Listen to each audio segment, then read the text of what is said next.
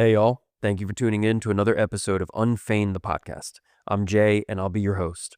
And today we're going to continue our series, Brokenness to Healing, with episode 2 that I'm titling Uncovering the Wounds. In the previous episode, we confronted the reality of brokenness. On this episode, we're going to go a little bit deeper because in order for us to heal, in order for us to truly heal, we have to uncover where the pain began. Well, that requires some participation on our part, right? That requires honesty, awareness, and it requires courage to look inside of ourselves, to look inward, not to shame ourselves, but instead to understand what still needs healing. And before we dive into this episode, I just want to make a few announcements and say a few things. I am so thankful for y'all, so grateful for y'all for listening to the podcast. I hope that you'll continue with me on this journey. I hope that you'll share this podcast with others. A couple announcements. A few of them are connect with me. I want to connect. I really do. Email me at unfeignedpodcast@gmail.com. Again, unfeignedpodcast@gmail.com. Hit me up on social media, on Instagram, Facebook, and LinkedIn. Also, you can go to the website, unfeigned.org. Again, it's unfeigned.org, and check that out. We're doing something pretty cool and exciting. The first one is actually this Friday, but every last Friday, the last Friday of every month, I'm going to host a live Q&A session. Now, we're going to start, I say live Q&A. Basically what that means is I'm going to be taking questions that have been submitted, and I'm going to kind of dive into those live on that episode. Now, eventually I would love to get to the point where we have some live, people calling in or emailing in, and we're doing an actual live session. But for now, the last Friday of every month, I'm going to dedicate that episode of this podcast to answering the questions that y'all have submitted. Now, to do that, you go to the website, unfeigned.org, and just click on the live Q&A link at the top. That'll take you to a form where you can submit questions, you can ask for advice, whatever. And you can do that at any point in the month, at any time that you would like. And I'm going to compile all the questions and tackle those on the last Friday of every month. So super excited about that, because as questions are being submitted and we're diving into these topics, not only will the hope is that not only you will have your questions answered, but someone who may not have submitted something may be dealing with something very similar or know somebody who is and can get answers also. So definitely do that. Go to the website, submit that form. The first one is this Friday, so be sure to check that out. And so before we dive in, also, I just want to mention that there's some pretty exciting things coming, and I've started, already. I haven't officially, launched the promotion of it, but just look for some really exciting news over the next few episodes, and that I'm super excited about. So thank you all again. Thank you for listening. Let's dive in. So I want to kind of tackle on this episode why we must uncover the wounds. So why do we have to figure out where the pain starts? Why do we have to uncover these wounds? And so here's what I think. I think you can't heal what you won't face. So let me say that again. You cannot heal what you will not face. And I've said this on previous episodes before, that in order to heal, we have to name it. And so once we name it, we can start to heal from it, right? So you can't heal what you won't face, and you can't face what you're not willing to see. So let me say that again. You can't heal what you won't face, and you can't face what you're not willing to see. And so what I want to cover on this episode is naming these things, discovering these things, uncovering these things. There's a passage in the Bible that I like that kind of speaks to this, and it's from Lamentations, and it says, "I remember my affliction and my wandering. I well remember them, and my soul is downcast with me.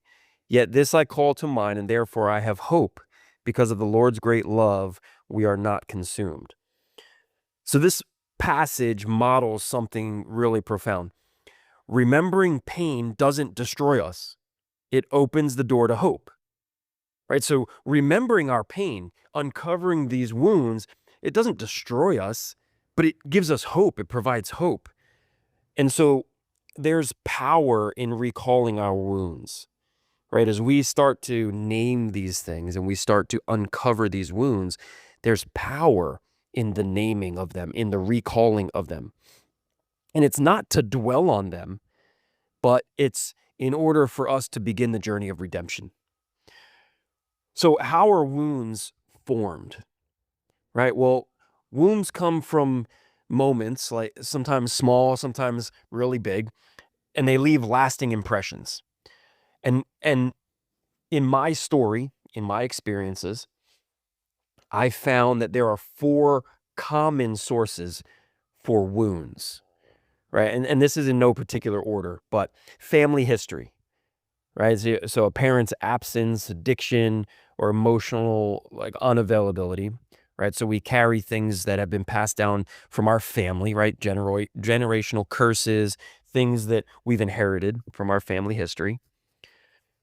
Another one is personal experiences, right? So things that we've obviously gone through personally. It can be abuse, rejection, bullying, heartbreak. Another one is words. So things spoken over us, or lies that took root. We talk a lot about our inner critic and these things that we've convinced ourselves of, right? And the last one is choices, right? The choices that we've made. It's times when we have wounded ourselves through sin or self-sabotage, right? Through our choices. And the issue isn't just that these things happened. It's what we begin to believe because of them. Hear what I'm saying here. It's not just that we have wounds. It's not just about that these things happen, but it's about what we begin to believe because of them. And there's a verse in the Bible that kind of is a warning against this, and it's Proverbs 4:23. It says, "Above all else, guard your heart, for everything you do flows from it." Now, it's ironic because we talk a lot about being unguarded, right? And that some of the brokenness can stem from the guarding of our heart. But I don't think it talks about us putting up walls. I think what this verse is telling us is be very mindful of our heart and what we allow our heart to believe, because everything we do will flow from that. So the beliefs that we form in our pain become the stories we live by.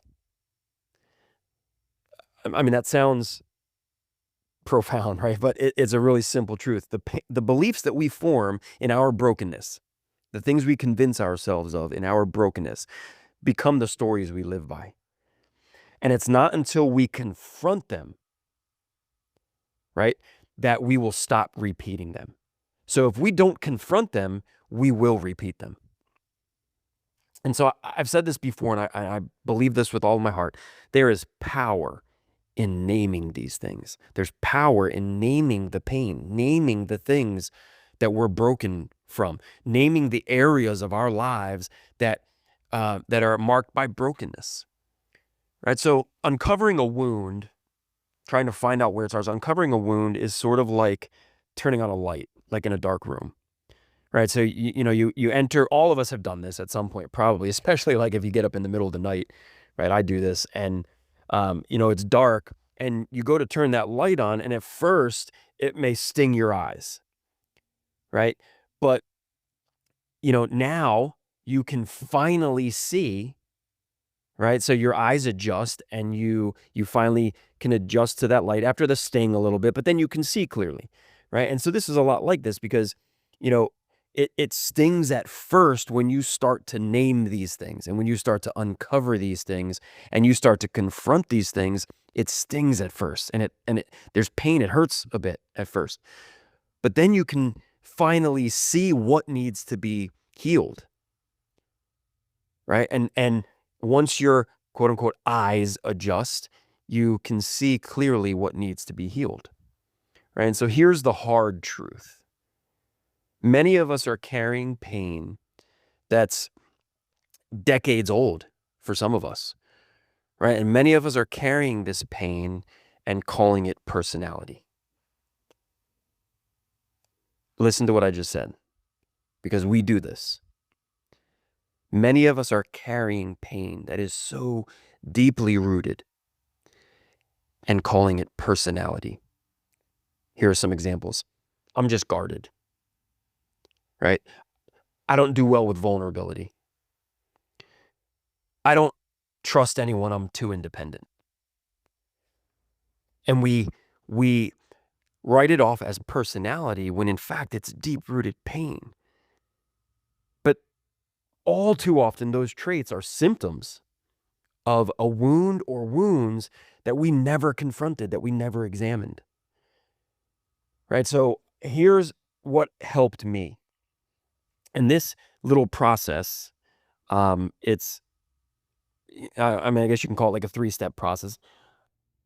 I didn't know it at the time that it was a process, but this is what I did. I did these things during my time going from brokenness to healing. These things helped me to get to the other side, right? To heal, right? The first thing is name the memory. Name the memory. What moment still hurts to think about? I want y'all to think about that for a second. What moments still hurt to think about? Right? Name it. Name that memory. Number 2, name the feeling. Right? So you've named the memory, that moment that caused so much pain. Well, what was the feeling? What feelings did it invoke? Right? Was it fear, shame, rejection, rage? Name the feeling. And the third thing is name the lie. Name the lie. What did you start to believe about yourself or others in that moment? So we name the area that's marked by brokenness. Name the memory. We name the feeling. What did it do to us? How did it affect us? What did it make us feel? Name the feeling. And then we name the lie. Our inner critic starts to get really loud and we convince ourselves of certain things. We start to believe certain things. What did we start to believe about ourselves or others in that moment? Name the lie.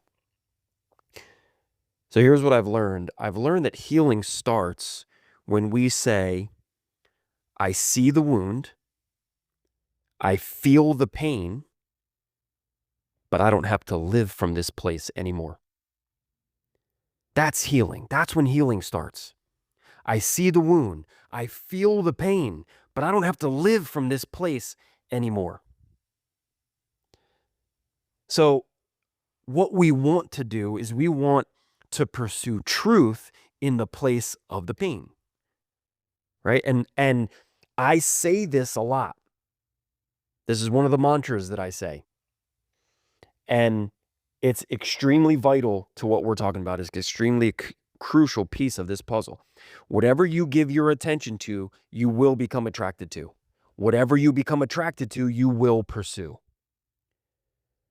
Right? And in my story, right? In my story, my truth is rooted in my faith. And so in my story, and in many of y'all's stories too, when you uncover the root, you can begin the pursuit of truth and wholeness. Right? And for me, that involved my pursuit of my relationship with Jesus and my faith and God. So here's sort of like a, I don't know, here's sort of like a path of how to begin. This is based on my own story. This is sort of like a path and things that impacted me or things that I did, and it goes along with that mantra, right? So 1, attention. What are you giving your attention to? Okay, identify a recurring pattern. Okay, what are some habits, some behaviors, you need to identify these things that are recurring in your life. What's a recurring pattern in your relationships or emotions, right? So, and you have to identify that. So, for example, why do I always push people away when they get close? That's just an example. Okay. Second part is attraction, because remember, whatever you give your attention to, you'll become attracted to. So, attraction. Get curious about the pattern. Don't judge it, right? Like, study it, examine it, really dive in and figure it out. Like, what am I afraid of? What am I protecting? Ask yourself those questions. So, whatever you're giving your attention to, you are going to become attracted to it. But don't judge it. Study it. Dive into it. Ask yourself, what am I afraid of? What am I protecting? And the third thing is pursuit, right? You got your attention, attraction, pursuit. And in my story, it was extremely helpful and beneficial to me, was my, to involve my faith. And so ask God to guide you in replacing the wound with his word. God, show me the truth that heals this lie. And for you, your faith may be important to you. And you may be wondering how to replace the pain, right? Or replace the lie. Ask God to show you the truth that heals that lie. Maybe you don't know Jesus. Maybe you don't have a faith in God. I don't know where you're at, and I'm not saying you have to be where I'm at. I don't know where you're at. But I will say this, the general principle is true no matter what. That whatever lies we're believing, we have to replace them with truths. And so you have to replace the toxic behaviors with the healthy behaviors. And so how do you do that?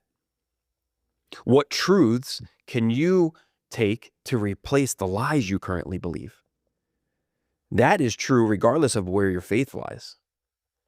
I'm just saying that in my story, I went from brokenness to healing. I was broken in very many areas of my life, and I healed from them. And this is how I did it.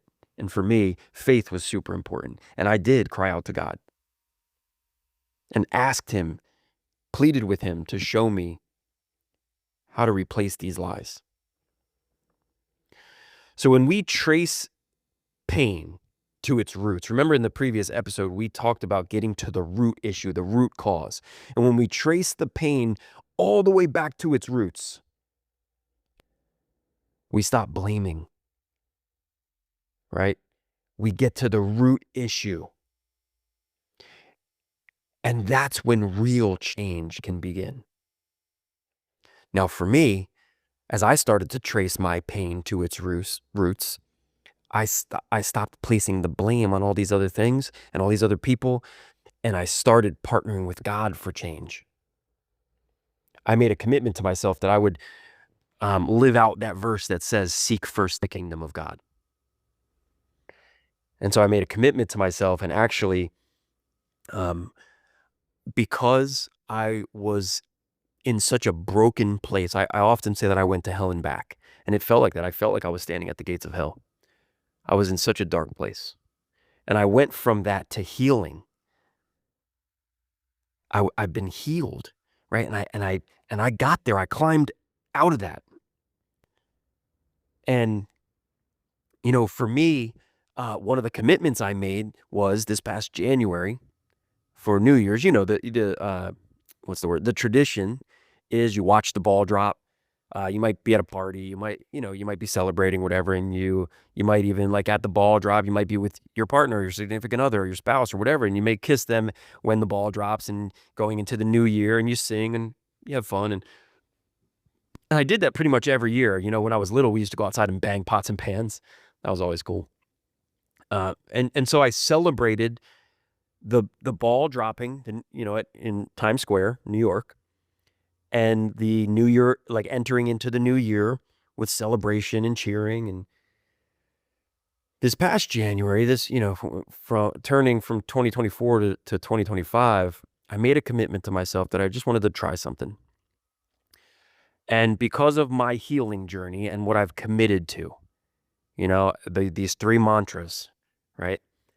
And I wanted to commit to complete healing and to continue on my journey. And so this past January for the New Year's celebration, I decided that I was not going to watch the ball drop. And instead, I was going to read my Bible, I was going to pray, and I was going to worship God. And that involved singing some worship songs, praying, reading my Bible, crying out to him. And I was going to do that through the new year. So I was watching Times Square. I was watching the parade and all the, all the events and activities that they had. And then as it came time for the ball to drop, I turned off the TV and I decided that I was going to pray, I was going to worship, and I was going to read my Bible through the new year. And that was just a commitment I made to myself. And that was part of me cementing my commitment to doing whatever it takes to stay healed, to continue to heal, and to not live and be from a place of that brokenness anymore. And it was amazing.